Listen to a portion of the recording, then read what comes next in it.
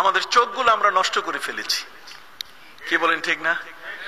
আমরা চোখ নষ্ট করেছি। খতিব সাহেব গাড়িতে উঠবে কেন? খতিব সাহেব তো ফকিরের জাত, অতএব উনি মানুষের দুয়ারে দুয়ারে হাত পেতে পেতে খাবে না। একজন ব্যক্তি, তিনি খতিব হন, তিনি মুয়াজ্জিন হন, ইমাম হন, তিনি মুসল্লি হন, যেই হন না কেন, তিনি ইসলামের উপরে, ইমানের উপরে কতটুকু আছেন, এটাই সবচেয়ে বড় বিচার্য বিষয়। একজন ইমাম, একজন খতিব, একজন মুসল্লি নামাজ পড়ছেন, আল্লাহর প্রথম দাবিটা আদায় করছেন তিনি। আল্লাহর প্রথম দাবি হলো তাকে কি করতে হবে? ইবাদত করতে হবে। জোরে বলেন কি? নামাজ ইবাদত। আউয়ালু মা ইউহাসাবুল আবদু ইয়াউমাল কিয়ামাতি আস-সালাহ। কিয়ামতের ময়দানে প্রথম হিসাব হবে কিসের? নামাজ। আপনি এটাকে ফাইনাল করতে পারছেন কিনা আপনার ঘরে, এটা ফাইনাল করতে পারছেন কিনা আপনার অফিসে, এটা ফাইনাল করতে পারছেন কিনা মসজিদে আপনি আসছেন, ভালো কথা, কিন্তু আপনার অফিসে এটাকে ফাইনাল করতে পারছেন কিনা, যে অফিসে নামাজি বানাইতে পারছেন কিনা। আপনার অধীনস্থ যারা, তাদের সাথে আপনি দিল লাগি করলেন, মজাক করে সময় কাটালেন, কিন্তু আপনার তো শক্তিটা ছিল যে আপনার ওই অবস্থায় আপনার সাথে যদি ইমানের এই সংযুক্তি, আপনার পাওয়ারটার সাথে যদি ইমানটাকে যোগ করে দিতেন, তাহলে আপনার মুখ থেকে বেরিয়ে আসতো, চলো একসাথে নামাজটা পড়ি। কি বলেন, ঠিক কিনা? এই শক্তিটাকে, পাওয়ারটাকে আমরা ব্যবহার করতে জানি না। আমরা ফুয়েল নেই গাড়ির, কিন্তু এটাকে খালে চালাই গাড়ি। তার মানে অ্যাক্সিডেন্ট যেখানে হয়, খারাপ জায়গায় আমরা এটাকে নিয়ে যাই, আমরা ভালো জায়গায় এটাকে কখনো নেই না। আলহামদুলিল্লাহ, আলহামদুলিল্লাহ নাহমাদুহু ওয়া নাস্তাঈনুহু ওয়া নাস্তাগফিরুহু ওয়া নু'মিনু বিহি ওয়া নাতাওয়াক্কালু আলাইহি ওয়া নাউযু বিল্লাহি মিন শুরুরি আনফুসিনা ওয়া মিন সাইয়্যাতি আ'মালিনা। من يهد الله فلا مضل له ومن يضلله فلا هادي له ونشهد أن لا إله إلا الله وحده لا شريك له ونشهد أن سيدنا وحبيبنا وشفيعنا ومولانا محمدا عبده ورسوله صلى الله عليه وعلى آله وأصحابه وبارك وسلم. أما بعد فأعوذ بالله من الشيطان الرجيم. بسم الله الرحمن الرحيم. إنا خلقنا الإنسان من نطفة أمشاج نبتليه فجعلناه سميعا بصيرا. إنا هديناه السبيل إما شاكرا وإما كفورا. إنا أعتدنا للكافرين سلاسلا وأغلالا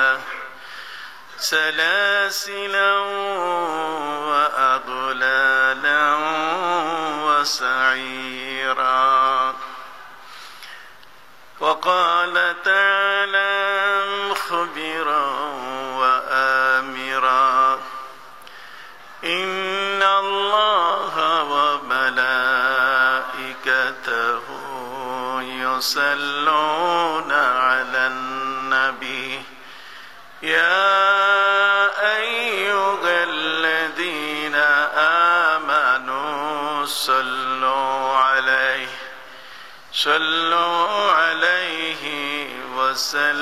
وسلموا تسليما. পবিত্র কোরআন মজিদের সূরা আদ-দাহর থেকে আমি আপনাদের সামনে তেলাওয়াত করেছি। আল্লাহ পাক রব্বুল আলামিন বলছেন, ইন্না খলাকনাল ইনসানা মিন নুতফাতিন আমশাজিন নাবতালিহি ফাজআলনাহু সামিআন বাসীরা।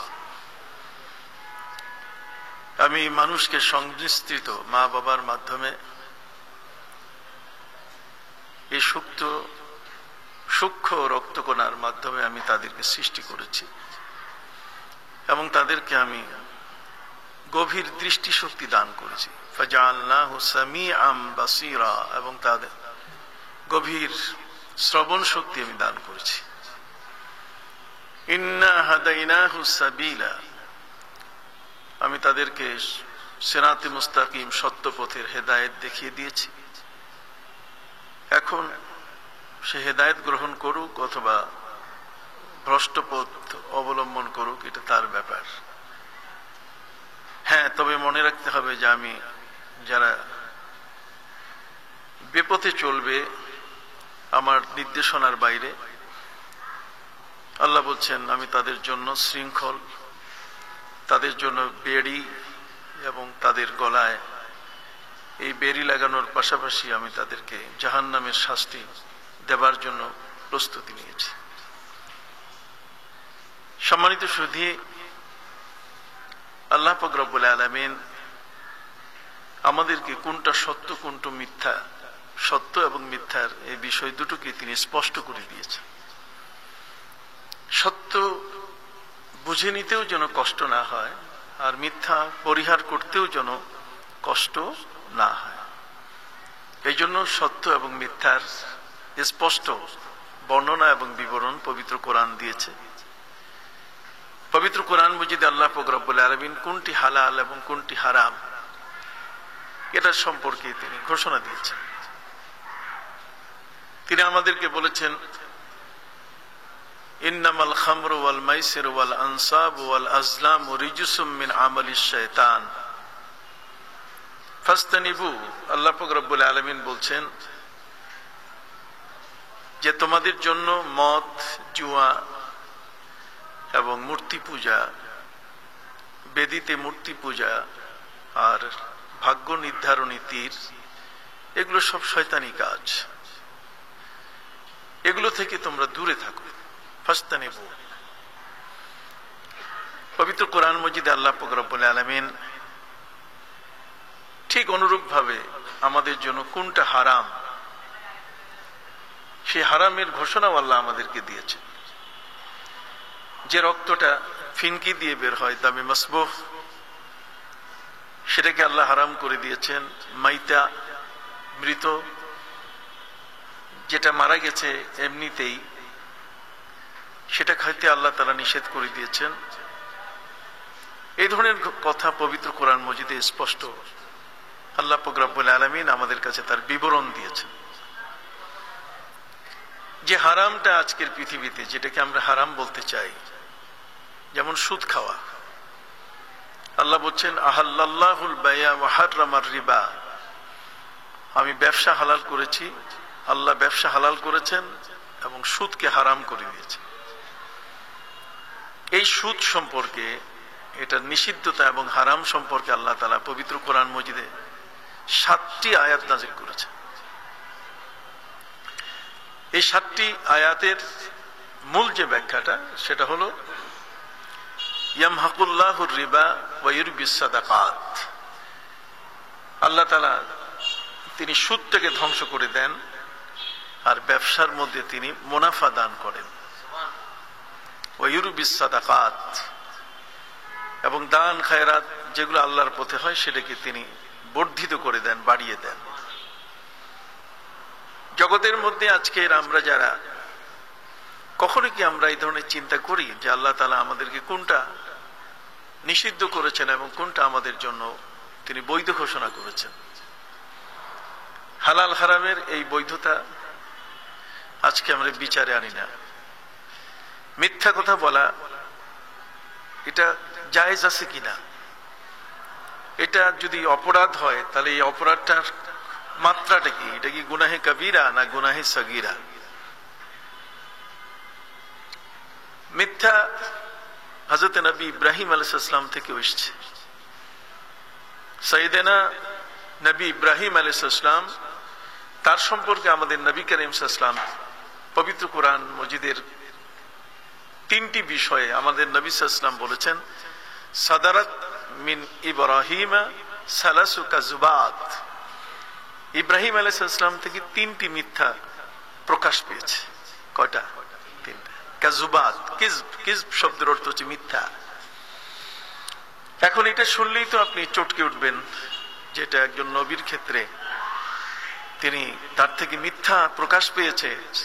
সাদারাত মানে প্রকাশ পাওয়া। মিন ইব্রাহিমা সালাসু কাযুবাত, তিনটি মিথ্যা প্রকাশ পেয়েছে। আপনি এই শব্দটি দেখলেই আপনার কাছে একটা বিকিরণ সৃষ্টি হবে যে আসলে নবী মিথ্যা বলেন। অথচ আমাদের প্রিয় নবী সাল্লাল্লাহু আলাইহি ওয়াসাল্লামের সবচেয়ে বড় যে বৈশিষ্ট্য সেটা হলেন তিনি আস-সাদিকুল মাসদুক, তিনি হলেন মহাসত্যবাদী। আমাদের প্রিয় নবী সাল্লাল্লাহু আলাইহি ওয়াসাল্লাম এবং জগতের কোন নবী কখনো মিথ্যা বলেন নাই এবং মিথ্যার কোন রেকর্ড নাই। কিন্তু আমাদের প্রিয় নবী সাল্লাল্লাহু আলাইহি সাল্লাম হযরত ইব্রাহিম আলাইহিস সালাম সম্পর্কে তথ্য দিলেন যে তার থেকে তিনটি মিথ্যা বের হয়েছে। এখন যদি আপনি পবিত্র কোরআনের এই তিনটা মিথ্যা শব্দটাকে নিয়ে যদি আপনি প্রচার শুরু করেন যে নবী ইব্রাহিম যার নামে আমরা দরুদ পড়ি, সেই নবী ইব্রাহিম আলাইহিস সালাম যখন তার থেকে মিথ্যা বের হয়েছে, তাহলে আমাদের মিথ্যা বলতে আপত্তি কি? কোন একটা জায়গায় যদি সাপোর্ট পাওয়া যায়, সমর্থন পাওয়া যায়, কোন একটি জায়গায় যদি ডকুমেন্টারি কোন একটি এই ধরনের বিষয় আসে, তখন যারা মিথ্যুক তাদের জন্য মিথ্যা বলার একটা দলিল হয়ে যায়। মিথ্যুকরা যেন মিথ্যা বলার দলিল খুঁজতে না পারে। এই জন্যই আমাদের প্রিয় নবী সাল্লাল্লাহু আলাইহি সাল্লাম এই হাদিসটাকে তিনি বর্ণনা করেছেন। যে জিনিসটাকে আমরা মিথ্যা বলছি, আসলে সেই মিথ্যাটা কিরকম মিথ্যা, এর দ্বারা আমরা মোটামুটি একটা ব্যাখ্যা পেয়ে গেছি, যে ব্যাখ্যাটা আমাদের জীবনেও প্রয়োজন হতে পারে। হযরতে বড় পীর আব্দুল কাদের জিলানী রহমতুল্লাহ আলাইকে তার মা বলেছিলেন মিথ্যা বলবে না। আর নবী সাল্লাল্লাহু আলাইহি ওয়াসাল্লামের হাদিসের মধ্যে আছে আস-সিদকু ইউনজি ওয়াল কিযবু ইহলিক, সত্য মানুষকে বাঁচায় আর মিথ্যা মানুষকে ধ্বংস করে। অতএব সত্য মানুষকে বাঁচায়, মিথ্যা মানুষকে ধ্বংস করে। এই হাদিসগুলো দিয়ে আমরা যেটা পাচ্ছি তাতে মিথ্যা বলার কোনো অবকাশ নাই, সেটা যে কোনোখানেই হোক না কেন। কিন্তু ইব্রাহিম আলাইহিস সালামের এই তিনটি মিথ্যা, এটাকে কেন্দ্র করে আমাদের জন্য কিছু বিষয়কে সহজ করে দেওয়া হয়েছে। আর সেটা হলো এই যে আসলে সেটা মিথ্যা কিনা। এই মিথ্যাটাকে ইসলাম বলেছে তাওরিয়া। এটার নাম কি? তাওরিয়া। তাওরিয়া শব্দের অর্থ হচ্ছে যে শুনতে মিথ্যা মনে হবে, এটাকে যখন কেউ দেখবে তখন মনে করবে এটা মিথ্যা, কিন্তু আসলে এটা কি না, মিথ্যা না। যেমন হযরত নবী ইব্রাহিম আলাইহিস সালাম যখন তার সমাজের মধ্যে বাস করছেন, তখন সমাজের মানুষেরা বছরে একটা দিন তারা মেলায় বের হতো এবং সেই দিনটা ছিল পূজার দিন। এই পূজার দিনে মানুষেরা মেলায় যেত পূজা করার জন্য। সবাই যখন যাচ্ছে, আমরা দেখেছি যে পহেলা বৈশাখ চলো যাই রমনা বটমূলে ঘুরে আসি, আমরা সেখানে যাওয়ার চেষ্টা করি।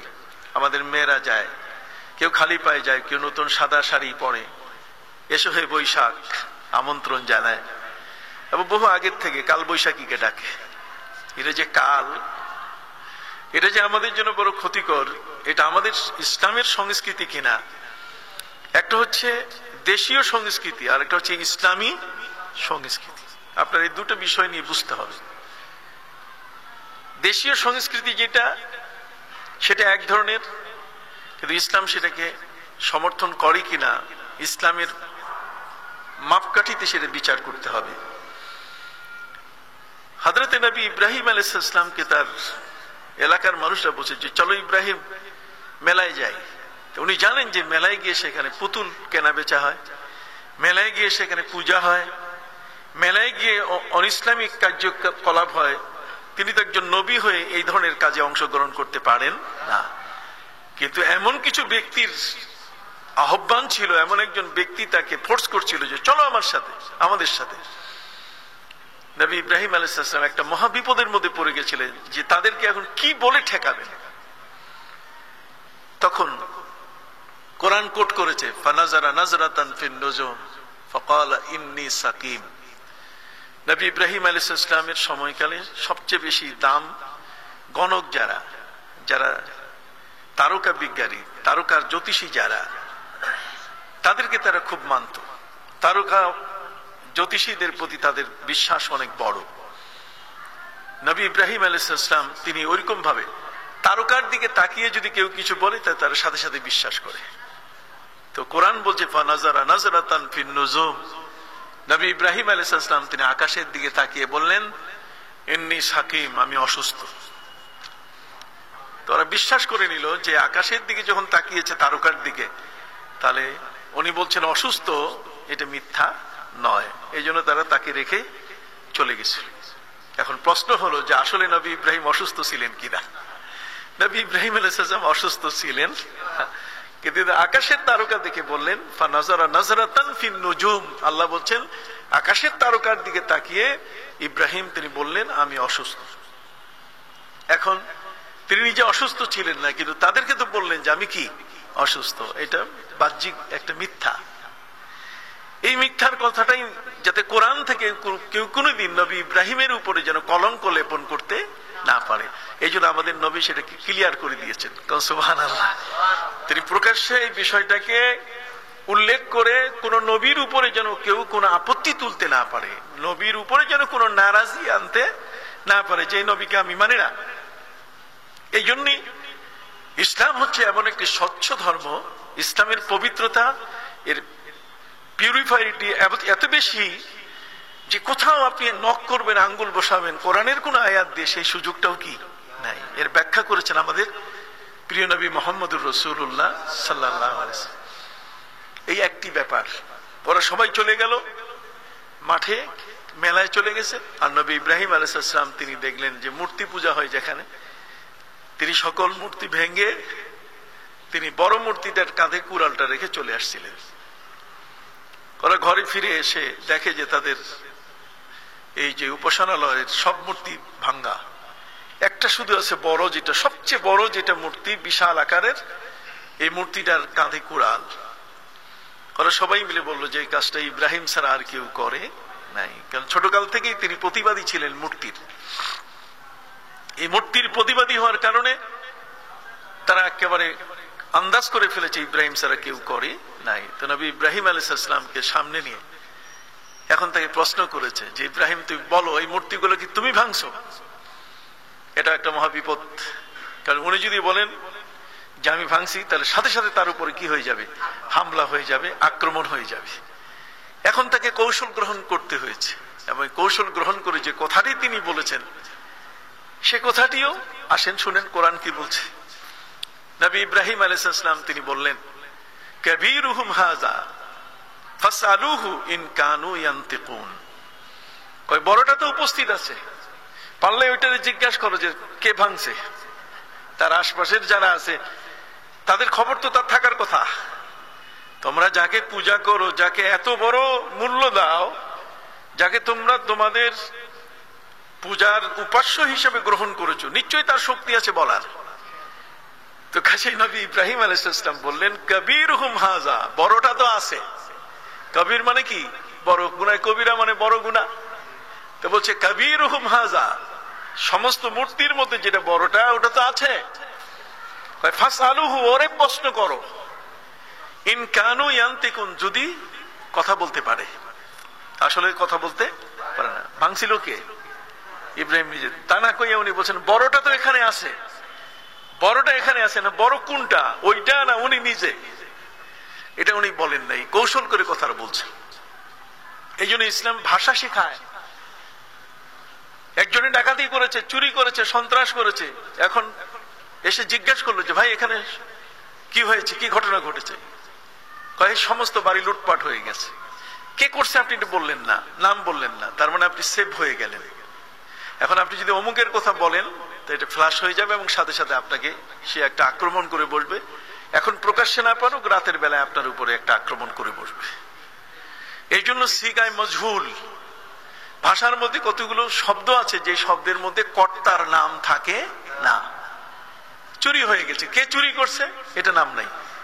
লুটপাট হয়ে গেছে, কে করছে এটা নাম নাই, এটা হচ্ছে সিগায় মজহুল, তার মানে অনির্দিষ্ট ক্রিয়া, যেটাকে এমন ভাবে বলা হচ্ছে যে যার মধ্যে কর্তা, কে কাজটা করেছে তার নাম কিন্তু সেখানে কি নাই।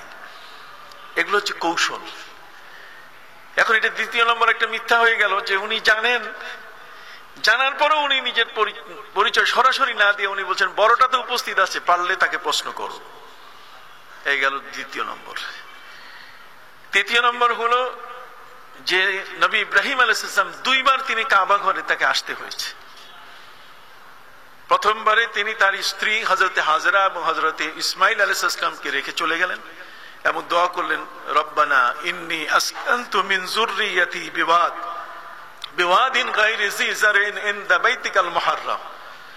প্রভু, তোমার কাবার সামনে এই পাথুরি জমিনে আমার সন্তান, আমার পরিবারকে রেখে গেলাম, অতএব এদের রিজিকের তুমি জামিন নিও, এরা কাবা ঘর পবিত্র রাখবে, দেখাশোনা করবে, আর তুমি এদের রিজিকের দায়িত্ব নাও। আল্লাহ তাআলা রিজিকের দায়িত্ব নিয়ে নিয়েছে। নবী ইব্রাহিম আলাইহিস সালাম বাড়িতে ফেরার পর আবার আল্লাহর নির্দেশে যখন তিনি কাবায় ফিরছিলেন তখন তার সাথে স্ত্রী ছিলেন হযরতে সারা। নবী ইব্রাহিম আলাইহিস সালামের দুই স্ত্রীর মধ্যে একজন হাজেরা আর একজন কি সারা। সারা ছিলেন সঙ্গে। উনি যে পথ ধরে আসছিলেন সে পথটা এত কণ্টকাকীর্ণ পথ, যেখানে একজন জালেম রাজা বাস করত, তার ওই ভূমি ছাড়া, তার দেশ ছাড়া আসার কোনো সুযোগ নাই। এই জালেম বাদশাহ তার হলো যে কারোর সাথে কোনো নারী দেখলে সে নারীর ইজ্জত সে লুফে নিত, সে নারীর ইজ্জতকে সে ধ্বংস করত। তো নবী ইব্রাহিম আলাইহিস সালামকে অনুরূপ ভাবে সে ধরে ফেলেছে। এখন নবী ইব্রাহিম আলাইহিস সালামকে সে বলেছে যে তোমার কে, যদি স্ত্রীর পরিচয় দেয় তাহলে ইজ্জত রাখবে না। কথা বুঝতে পারছেন? এই যদি স্ত্রীর পরিচয় না দিয়ে তিনি তার পরিচয় দিয়েছেন, মানে তার নিজের স্ত্রীর সাথে, কথা বুঝতে পারছেন, স্ত্রী এই পরিচয় না দিয়ে তিনি বোনের পরিচয় দিয়েছেন যে আমার বোন আমার সাথে। তো বোন সাথে কথা বললে ওই রাজা তখন তার ইজ্জতের উপরে হাত দিত না, কিন্তু স্ত্রী বললে হাত দেয়। এখন স্ত্রীকে তিনি বোন বললেন, স্ত্রীকে বোন বলাটা এটা কতটুকু সত্য হতে পারে? এটাও একটা কি মিথ্যা। তাহলে যেখানে একজন ব্যক্তির আক্রমণ থেকে বাঁচার জন্য, যেখানে আমার ইজ্জত যাবে, সম্মান যাবে, আবার সবকিছু ধূলিসাৎ হয়ে যাবে, সেখানে আমি মিথ্যা ব্যবহার করতে পারি কি না? এই যে কতগুলো কৌশলগত দিক। ইসলাম কিন্তু আমাদেরকে, এটা ফ্লেক্সিবল ধর্ম, এটা আপনাকে সহায়তা করেছে যে কোনখানে কোন অবস্থায় আপনি বাঁচবেন, তবে সবখানে ব্যবহার করার জন্য নয়। নবী ইব্রাহিম আলাইহিস সালামের এই তিনটি বিষয়ে আমার নবীজি বলছেন সাদারাত মিন ইব্রাহিম সালাসু কাযুবাত। ইব্রাহিম আলাইহিস সালাম থেকে এই তিনটি মিথ্যা বের হয়েছে, কিন্তু আসলে সেটা মিথ্যা ছিল না। প্রথম যে ব্যাপারটা সেটা হলো যে তিনি ধর্মীয় দিক থেকে অসুস্থ ছিলেন, এই জন্য তিনি আকাশের তারকার দিকে এটার সাপোর্ট নেওয়ার চেষ্টা করেছেন, যাতে ইব্রাহিম আলাইহিস সালামকে ওদের সাথে মিলে যেন কোনো মূর্তির সামনে শিরক করতে না হয়। তাহলে শিরকের মতো জঘন্যতম পাপের কাছ থেকে বাঁচার জন্য নবী ইব্রাহিম আলাইহিস সালামের এই কৌশলটা, এটা বাহ্যিক দৃষ্টিতে কৌশল হতে পারে, কিন্তু প্রকৃত অর্থে কি আছে? ঠিক আছে। এই জন্য তিনি আকাশের তারকার দিকে তাকিয়ে বললেন, ফানাজারা নাজরাতান ফিন নুজুম ফাকালা ইন্নী সাকিম, আমি অসুস্থ। তিনি ধর্মীয় দিক থেকে অসুস্থ ছিলেন, যেহেতু এই পাপ পঙ্কিলতায়, শিরকের মতো জঘন্যতম এই অপরাধে তারা জড়িত। এই জন্য তিনি মানসিকভাবে বিপদগ্রস্ত ছিলেন, যে তার জাতি মিথ্যা এই সমস্ত পুতুলের সামনে দাঁড়িয়ে তারা মাথা নত করছে, লিইউকাররিবুনা ইলাল্লাহি যুলফা ফানাযুল্লু আকিফিন, এবং এগুলোর সামনে তারা মাথা নত করে পূজা করছে আল্লাহকে বাদ দিয়ে। এই জন্য তিনি অসুস্থ হয়ে পড়েছিলেন তার এই জাতির এই অবস্থা দেখে। এ কারণে তিনি বলছেন ইন্নী সাকিম, আমি অসুস্থ। অসুস্থ মানে শুধু হাত পাও এটাই খালি জ্বর হবে, কাশি হবে, এটাই অসুস্থতা, তা কিন্তু নয়। বরং একজন ব্যক্তি মানসিক ভাবেও কি হতে পারে? বলেন না, মানসিক ভাবে কি হতে পারে? অসুস্থ হতে পারে। তাহলে মানসিক ভাবে নবী ইব্রাহিম আলাইহিস সালাম তিনি মানসিক ভাবে অসুস্থ ছিলেন, কাজে মানসিক ভাবে অসুস্থ থাকায় এটি মিথ্যা নয়।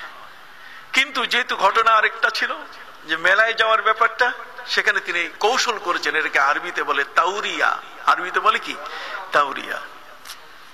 কোনো কারণে আপনি আপনার একটি সন্তানকে বুঝ দিতে পারছেন না, আপনার স্ত্রীকে কোনো মতে বুঝ দিতে পারছেন না, যদি এই ধরনের কিছু হয় তাহলে সেখানে আপনার তাওরিয়া করা কি আছে, জায়েজ আছে। এখান থেকে আপনি তাকে এমন একটা কথা বললেন যে কথাটা বাহ্যিক দৃষ্টিতে এটা সত্য মনে হবে, কিন্তু ভিতরে তার অন্তঃসার শূন্যতা থাকবে। ইসলাম কিন্তু আমাদেরকে এই কৌশলগুলো শিখিয়ে দিয়েছে। সম্মানিত সুধী ভাইরা আমার, হযরতে নবী ইব্রাহিম আলাইহিস সালাম বললেন, কবীরুহুম হাযা ফাসআলুহু ইন কানু ইয়ানতিকুন। বড়টা তো এখানে উপস্থিত আছে, ওটাকে জিজ্ঞেস করো। আসলে তো যে মূর্তিটা সবচেয়ে বড় সেটা তো আছেই, এটা মিথ্যা ছিল না। কিন্তু নবী ইব্রাহিম আলাইহিস সালাম তিনি এটা এই জন্যই করেন নাই, বলেন নাই যেটা করলে তার উপরে হামলা হবে। না বলার পরও তার উপরে হামলা হয়েছে এবং তার জন্য 40 দিন ব্যাপী অনলকুণ্ডে আগুন প্রজ্বলিত করে সেই আগুনের সেই অনলকুণ্ডে সেখানে হযরত নবী ইব্রাহিম আলাইহিস সালামকে জ্বালিয়ে পুড়িয়ে শেষ করে দেওয়ার জন্য তারা নিক্ষেপ করেছিল। কত বড় কঠিন একটা জাতি, যে জাতি তাদের মধ্যে সবচেয়ে বড় ভদ্র, সবচেয়ে নম্র, সবচেয়ে বিনয়ী, সবচেয়ে মধুকণ্ঠী, মিষ্টিভাষী, ঠিক এমন একজন মহান নবী, একজন হাদী, আল্লাহর পক্ষ থেকে মনোনীত এমন একজন মহান ব্যক্তিকে তারা শেষ পর্যন্ত আগুনের মধ্যে নিক্ষেপ করে দিল। তাহলে যে জাতি তারা আপন এলাকার মানুষ, আপন দেশের মানুষ, আপন অঞ্চলের মানুষকে এইভাবে প্রজ্বলিত অনল কুণ্ডে 40 দিন পর্যন্ত যাকে জ্বালাবার জন্য, পোড়াবার জন্য আগুন এই প্রজ্বলিত করে, তাহলে সে জাতি কত বর্বর, সে জাতি কত নিষ্ঠুর। তাহলে এই ধরনের বর্বর ব্যক্তির থেকে বাঁচার জন্য এই কৌশলগুলো করা কি আছে, জায়েজ আছে। জোরে বলেন, এই কৌশল করা কি আছে, জায়েজ আছে। আপনাকে এগুলো বুঝতে হবে, কোরআনকে অ্যানালাইসিস করতে হবে।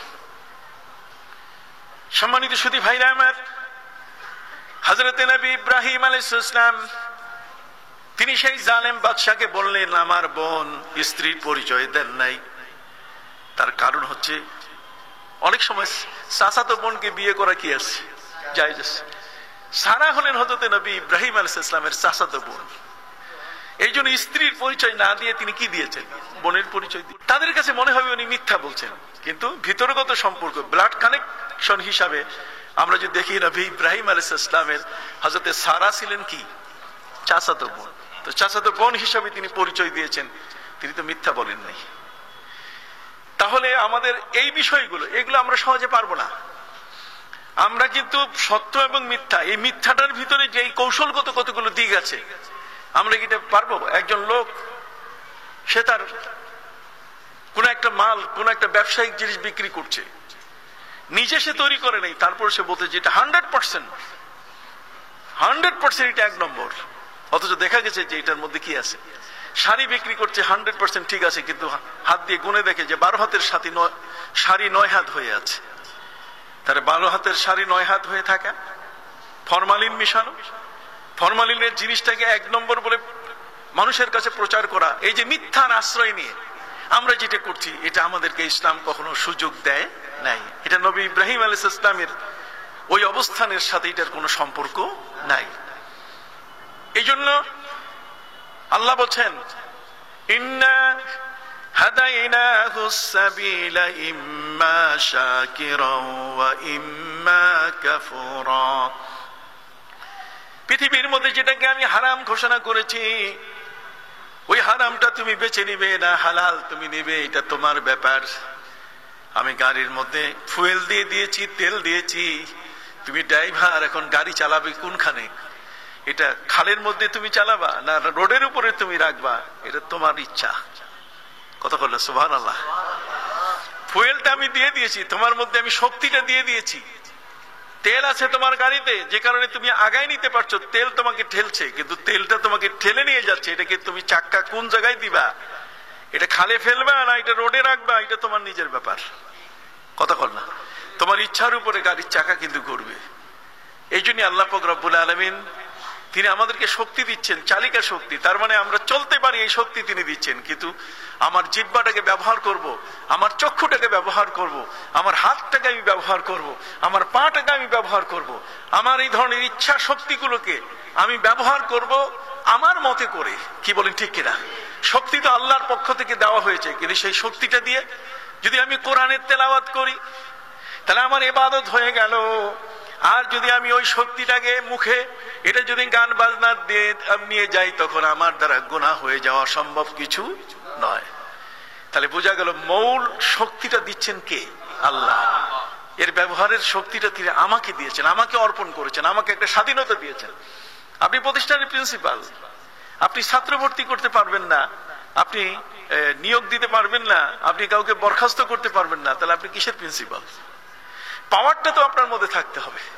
এই জন্য আপনার আমার প্রত্যেকের মধ্যে আল্লাহ তাআলা পাওয়ার দিয়েছেন, একটা শক্তি দিয়েছেন। এই চালিকা শক্তিটাকে ব্যবহার করার দায়িত্ব আবার আমাকে দিয়েছেন।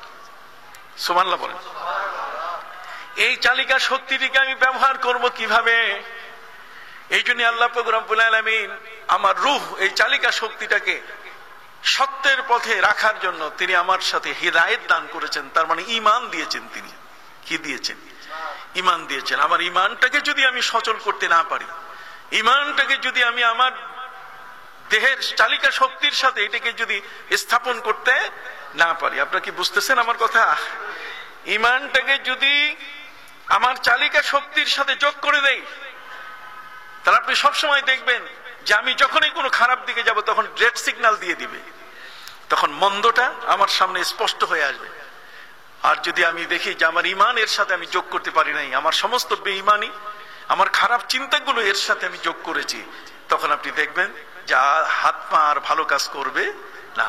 চোখ খারাপ জিনিস দেখতে চাবে, মুখ খারাপ কথা বলতে চাইবে, হাত দিয়ে খারাপ জিনিসগুলো বের হবে, পা দিয়ে খারাপ পথে আমি চলা শুরু করব। আল্লাহ বলছেন ইন্না হাদাইনাহু সাবিলা ইম্মা শাকিরা ওয়া ইম্মা কাফুরা। আমি তোমার জন্য সরল সঠিক পথ, সাবিল মানে সিরাতে মুস্তাকিম, আমি তোমাকে দেখাই দিয়েছি। আর সিরাতে মুস্তাকিম দেখাইতে যাইয়া আমি তোমারে শুধু টরে টপকা, শুধু তোমাকে আইনি ভাবে দেখাই দিয়েছি তা নয়, বরং ফিজিক্যাল 1,24,000 অথবা 2,24,000 নবী এবং রসুল পাঠাই দিয়েছি। তারা তোমাদের গাইড, তোমাদের সাথে নিয়ে ধরে ধরে তোমাদেরকে আল্লাহর পথে উঠাবার জন্য তাদের চেষ্টার অন্ত ছিল না। এবং জগতের মধ্যে নবী রসুলদের পরে পৃথিবীতে আলেম ওলামা, পীর মাশায়েখ, ওলিয়া উলিয়া, এই সমস্ত মহান ব্যক্তি যারা আল্লাহ তাআলা তাদেরকে দায়িত্ব দিয়েছেন, তারা জাতির রাহবার। যেরকম তারা জাতির কি রাহবার, নিজের বাড়ি ছেড়ে দিয়েছেন, ঘর ছেড়ে দিয়েছেন, নিজের অঞ্চল ছেড়ে দিয়েছেন, জন্মভূমি ছেড়ে দিয়েছেন। খাজা মঈনুদ্দিন চিশতি রহমতুল্লাহ আলাইহি আজমিরে, কিন্তু তার জন্ম হয়েছে নাশাপুরে। চিশত নেশাপুরে, চিশত হচ্ছে নেশাপুর, নাশাপুর হচ্ছে এটা সেই ইরানের আর উজবেকিস্তান কাজাকিস্তানের পার্শ্ববর্তী এলাকায় নাইশাপুর, নাইশাপুরে তার জন্ম। আর তিনি এই ভারতবর্ষের মধ্যে সেখানে আজকের দিল্লিতে, কথা বুঝতে পারছেন, দিল্লি থেকে 1000 কিলোমিটার দূরে আজমিরে তিনি শুয়ে আছেন। তাহলে এই সমস্ত ওলিয়া উলিয়া, শাহ শরফুদ্দীন চিশতি বেহেশতি, শাহ শরফুদ্দীন চিশতি বেহেশতি, এই যে হাইকোর্ট বাজারে যিনি আছেন, কথা বলেন, শাহ আলী বাগদাদি যিনি মিরপুরে আছেন, এই যে মিরপুরে শাহ আলী বাগদাদি, তাহলে শাহ আলী রোড, শাহ আলী বাগদাদি, তিনি বাগদাদ থেকে এখানে এসেছেন। তাহলে এই মানুষগুলো নিজের স্থান ত্যাগ করেছেন, নিজের স্থানের জন্মস্থানের মায়া ত্যাগ করে, নিজের আবাসন নিজের স্থান ত্যাগ করে এই পৃথিবীর প্রান্তে আমরা এসেছি ব্যবসা বাণিজ্য করতে, আমরা এসেছি নিজেকে প্রতিষ্ঠিত করতে, আর তারা এসেছিলেন ইসলামকে প্রতিষ্ঠা করতে। তাদের ইসলামের এই প্রতিষ্ঠা, কারামত আলী জৌনপুরী রহমতুল্লাহ আলাইহি, কোথায় জৌনপুর, কত দূর ভারতের, কত ভিতরে, সেখান থেকে তিনি চলে আসছেন নোয়াখালীতে, সেখান এই বাংলার জমিনে এসে দিন প্রচার করেছেন। সম্মানিত সুধী, ঠিক অনুরূপ ভাবে এই বাংলার জমিনে অসংখ্য গণিত পীর অলি, এর উপরে আমার একটা বই আসতেছে যেটা সোহবতে সালেহীন, প্রায় এই বাংলাদেশের মধ্যে প্রায় 40,000 অলির জীবনী নিয়ে, 40,000 অলিয়া উলিয়াদের জীবনী নিয়ে, যে তারা ছিলেন কোথায় আর আসছেন কোথায়। শাহ সুলতান মাহমুদ বালখি রহমতুল্লাহ আলাইহি মাছের পিঠের উপরে সওয়ার হয়ে ইরানের বাল্খ এলাকা থেকে মাছের পিঠে চড়ে বাংলাদেশের সেই বগুড়ার মহাস্থানগড়ে এখানে তিনি ইসলাম প্রচার করেছেন। সুবহানাল্লাহ। শাহ আমানত বাইজিদ বস্তামি, কোথায় বস্তাম শহর বিস্তাম, সেই বিস্তাম শহর, সেখান থেকে তিনি চলে এসেছেন এই বাংলার জমিনের মধ্যে। তাহলে এই সমস্ত ব্যক্তি, তাদের ইমানি নূর, হেদায়েতটা ছিল এত বড় যে তাদের উদ্দেশ্য হলো ওয়ামা খালাকতুল জিন্না ওয়াল ইনসা ইল্লা লিয়াবুদুন। আমরা আমাদের সৃষ্টিটাকে কেউ ব্যবসায়িক বানাই নিছি, আমাদের সৃষ্টির মূল উদ্দেশ্যটাকে ব্যবসার খাতে ব্যয় করছি। আমরা আমাদের সৃষ্টির মূল উদ্দেশ্যটাকে কখনো কখনো আমরা নিজেদের শক্তি, নিজেদেরকে প্রতিষ্ঠিত করার ক্ষেত্রে আমরা ব্যবহার করছি। এটা ব্যক্তি কেন্দ্রিক, কথা বুঝতে পারছেন, বা সমাজ কেন্দ্রিক বা রাষ্ট্র কেন্দ্রিক। আর আল্লাহর ওলিরা নিজেদেরকে প্রতিষ্ঠিত করছেন আল্লাহ কেন্দ্রিক। ফলে তাদের কোনো স্বার্থ ছিল না এই পৃথিবীর জীবনে। তাদের টাকা পয়সা, রঙ্গমঞ্চ, তাদের আয় উপার্জন, এটা তাদের কাছে ছিল না। আল্লাহ পাক রব্বুল আলামিন গায়েব থেকে তাদের রিজেকের ব্যবস্থা করেছেন। খাজা মঈনুদ্দিন চিশতি আজমিরি রহমতুল্লাহ আলাইহির দরবারে প্রতিদিন ৫-৭ হাজার মানুষ আসতো। তিনি মেহমানকে না খেয়ে বিদায় দিতেন না। ভালো মানুষ তার ঘরে যদি কেউ যায় তাহলে না খেয়ে বিদায় দেয় না। প্রতিদিন তিনি বলতেন সকালবেলায় যে আমার কাছ থেকে খাদেম তুমি টাকা নিয়ে যাবে। উনি কি কোনো ব্যাংক ছিলেন? ওনার কি কোনো ব্যাংক ডিপোজিট ছিল? আল্লাহর ওলিরা ব্যাংকের ডিপোজিট কারে এটা বুঝতেন না। সম্মানিত সুধী, খাজা আজমিরি রহমতুল্লাহ আলাইহি তিনি বলেছেন, খাদেম তুমি প্রতিদিন ফজরের নামাজের পরে আজকের দিনের মেহমান কত, এই মেহমানের হিসাব করে তুমি টাকা নিয়ে যেও। খাদেম যখন আসতো সকালবেলা এসে বলতো, হুজুর আজকে তো ৫,০০০ মানুষ, বড় দেখ, বিশাল দেখ। অতএব হযরতে খাজা আজমিরি রহমতুল্লাহ আলাইহি বলতেন যে আমার জায়নামাজটা উল্টাও। জায়নামাজ উল্টাই দেখে যে আজকের যত মেহমান ঠিক সেই পরিমাণ মুদ্রা, সেই পরিমাণ টাকা ওর ভিতরে এসে জমা আছে। কোত্থেকে আসে, কে দেয়? সম্মানিত সুধী, শামাকদুম রূপস রহমতুল্লাহ আলাইহি আর শামিরান এই জমিনের মধ্যে তারা আসছেন, আমাদেরকে কালেমা পড়িয়েছেন। তাদের কাছে তাদের কোনো উদ্দেশ্য, তাদের কিছুই ছিল না। বিশাল বালাখানা, বিশাল বাড়িঘর আপনি দেখাইতে পারবেন না যে তাদের বাড়ির এই ঠিকানা। তারা এখানে এত বড় বিল্ডিং করেছেন, এখানে তাদের না। শাহজাহান আল ইয়েমেনি রহমতুল্লাহ আলাইহির নিজের নামে একটা ঠিকানা আপনি দেখান না। সিলেটের একটা মাটিতে তিনি শুয়ে আছেন, গোবিন্দরাজের সাথে ইসলামকে প্রচার করেছেন। এই যে হেদায়েত যদি কারোর মধ্যে থাকে, আপনার মধ্যে আপনার চালিকা শক্তির সাথে আপনি ইমানকে এর সাথে যোগ করে নেন, পাওয়ারটার সাথে ইমানটাকে যোগ করে নেন, তাহলে পাওয়ারটা পিউরিফাই হয়ে যাবে। পাওয়ারটাকে ব্যবহার করার সঠিক জায়গা আপনার ইমান আপনাকে বলে দেবে যে আপনার ঘরে আপনার কোন ছেলেটা নামাজ পড়ে না, আপনার স্ত্রী কেন নামাজ পড়ে না। আপনার ইমান তখন তাকে বাধ্য করবে জিজ্ঞাসা করতে যে আমি তো তোমার সবকিছু পূরণ করতেছি, আমি তোমার খাওয়া দাওয়া, উঠা বসা, অথবা তোমার টিউশন ফি, তোমার ইউনিভার্সিটির যত যা প্রয়োজন সবগুলো আমি তোমার পরিশোধ করছি। কিন্তু আমার কথা হলো তুমি আমার সন্তান। আমার পরিচয়ের সবচেয়ে বড় পরিচয় হলো যে কিয়ামতের ময়দানে আমি তোমাদের কাউকে আমার মাথার উপরে আমি জাহান্নামের খুঁটি হব, আর আমার মাথার উপরে পা রেখে জাহান্নামে যাবে, আমি এই সুযোগ করে দিব না। এই জন্যই সম্মানিত সুধী, বিনয়ের সাথে আপনাদের কাছে বলতে চাই, আমাদের প্রত্যেকের মধ্যে কিন্তু পাওয়ার আছে। আমরা রাস্তা চলছি, কিন্তু চলার মধ্যে আমরা রাইট এবং রং রাস্তা বুঝি কিনা? ট্রাফিক আমরা বুঝি, লাল সিগন্যাল আর ব্লু সিগন্যাল আমরা বুঝি, এগুলো সব বুঝি।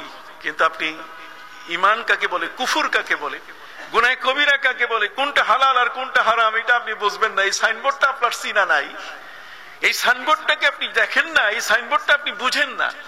তাহলে আপনার সৃষ্টি হয়েছে ওয়ামা খালাকতুল জিন্না ওয়াল ইনসা ইল্লা লিয়াবুদুন। আপনাকে আমাকে সৃষ্টি করা হয়েছে ইবাদতের জন্য।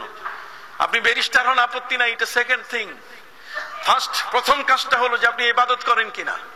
আপনি ইবাদতের পর্ব ঠিক রেখেছেন, আপনি ইঞ্জিনিয়ার হন, ব্যারিস্টার হন, আপনি মিনিস্টার হন, পৃথিবীর সবকিছু হন, আপনার কোনো আপত্তি নাই। আগে আপনাকে কি করতে হবে? আপনি মাল অর্জন করেন, যাকাত দেন কিনা। আপনি যাকাত দিয়েছেন, এখন মাল দিয়ে আপনি 20 তলা বিল্ডিং বানান, ইসলামের কোনো বাধা নাই। এখানে দুদকেরও কিছু করার নাই, যেহেতু আপনি কি দিচ্ছেন? যাকাত দিচ্ছেন, আপনি ট্যাক্স আদায় করছেন, ইসলামী কর, ইসলামী ট্যাক্স আপনি দিচ্ছেন। তো ইসলামী কর যেহেতু আপনি আদায় করছেন, আপনার কোটি কোটি টাকার সম্পদ আছে, আপত্তি কোথায়? আমাদের চোখগুলো আমরা নষ্ট করে ফেলেছি, কি বলেন ঠিক না? আমরা চোখ নষ্ট করেছি। খতিব সাহেব গাড়িতে উঠবে কেন? খতিব সাহেব তো ফকিরের জাত, অতএব উনি মানুষের দুয়ারে দুয়ারে হাত পেতে পেতে খাবে না। একজন ব্যক্তি, তিনি খতিব হন, তিনি মুয়াজ্জিন হন, ইমাম হন, তিনি মুসল্লি হন, যেই হন না কেন, তিনি ইসলামের উপরে, ইমানের উপরে কতটুকু আছেন, এটাই সবচেয়ে বড় বিচার্য বিষয়। একজন ইমাম, একজন খতিব, একজন মুসল্লি নামাজ পড়ছেন, আল্লাহর প্রথম দাবিটা আদায় করছেন তিনি। আল্লাহর প্রথম দাবি হলো তাকে কি করতে হবে? ইবাদত করতে হবে। জোরে বলেন কি? নামাজ ইবাদত। আউয়ালু মা ইউহাসাবুল আবদু ইয়াউমাল কিয়ামাতি আস-সালাহ। কিয়ামতের ময়দানে প্রথম হিসাব হবে কিসের? নামাজ। আপনি এটাকে ফাইনাল করতে পারছেন কিনা আপনার ঘরে, এটা ফাইনাল করতে পারছেন কিনা আপনার অফিসে, এটা ফাইনাল করতে পারছেন কিনা মসজিদে আপনি আসছেন, ভালো কথা, কিন্তু আপনার অফিসে এটাকে ফাইনাল করতে পারছেন কিনা, যে অফিসে নামাজি বানাইতে পারছেন কিনা। আপনার অধীনস্থ যারা, তাদের সাথে আপনি দিল্লাগি করলেন, মজাক করে সময় কাটালেন, কিন্তু আপনার তো শক্তিটা ছিল যে আপনার ওই অবস্থায় আপনার সাথে যদি ইমানের এই সংযুক্তি, আপনার পাওয়ারটার সাথে যদি ইমানটাকে যোগ করে দিতেন, তাহলে আপনার মুখ থেকে বেরিয়ে আসতো, চলো একসাথে নামাজটা পড়ি। কি বলেন, ঠিক কিনা? এই শক্তিটাকে, পাওয়ারটাকে আমরা ব্যবহার করতে জানি না। আমরা ফুয়েল নেই গাড়ির, কিন্তু এটাকে খালে চালাই গাড়ি। তার মানে অ্যাক্সিডেন্ট যেখানে হয়, খারাপ জায়গায় আমরা এটাকে নিয়ে যাই, আমরা ভালো জায়গায় এটাকে কখনো নেই না। এই জন্য চিন্তাধারাকে পরিবর্তন করতে হবে। আমার আল্লাহ বলছেন, মান কানা ইউরিদুল আজিলাতা আজ্জালনা লাহু ফিহা মা নাশাউ লিমান নুরিদ। আল্লাহ পাক রব্বুল আলামিন বলছেন, যে ব্যক্তি দুনিয়া চায়, ওকে আমি দুনিয়া দিতে আর দেরি করি না, সাথে সাথে দেই। যেহেতু আল্লাহ অন্য আয়াতে বলছেন, ওয়া মা লাহুম ফিল আখিরাতি মিন খালাক, আখিরাতে তার কোনো অংশ নাই, সে দুনিয়া নিয়ে বাঁচতে চায়। কিন্তু ওয়ামান আরাদা আল আখিরাতা ওয়া সাআ লাহা ফিহা, আর যদি কোনো ব্যক্তি আখিরাত চায় আর আখিরাতের জন্য যদি সে কাজ করে, আল্লাহ বলেন ফাউলাইকা কানা সাইয়ুহুম মাশকুরা। আল্লাহ বলেন, সে যেহেতু আখিরাতের দিকে তার জীবনটাকে উৎসর্গ করেছে, এই জন্য আল্লাহ বলছেন দুনিয়া থেকে আমি তাকে বঞ্চিত করব না, তার রিজিকটা ফেরেশতা নিয়োগ করে আমি তার ঘরে পৌঁছাই দেব। যেহেতু সে আমার ইবাদত করছে, আমার দায়িত্ব আছে। আল্লাহর কাছে 5 ওয়াক্তের নামাজের এই ছোট সময়গুলোতে 24 ঘন্টার মধ্যে 1 ঘন্টা যদি আপনি ইবাদত করেন, আল্লাহ তাআলা বাউন্ড করেন ফেরেশতাদের যে আমার ইবাদত করেছে 5 ওয়াক্তের এই 1টি ঘন্টা, 24 ঘন্টার মধ্যে 1টা ঘন্টা দিয়েছে, কাজে 23 ঘন্টা ফেরেশতা তার সেবা করো। কোথায় তার খাবার আছে, কোথায় তার যা কিছু আছে প্রয়োজন, সব তার মিটিয়ে দাও। আপনি ইবাদত করবেন 1 ঘন্টার, আর আল্লাহ সার্ভিস দিবেন কি? তো 24 ঘন্টার, পুরো 24 ঘন্টার সার্ভিস কে দিবেন? আল্লাহ। সেই বিষয়টা আমরা কখনো ভাবি না।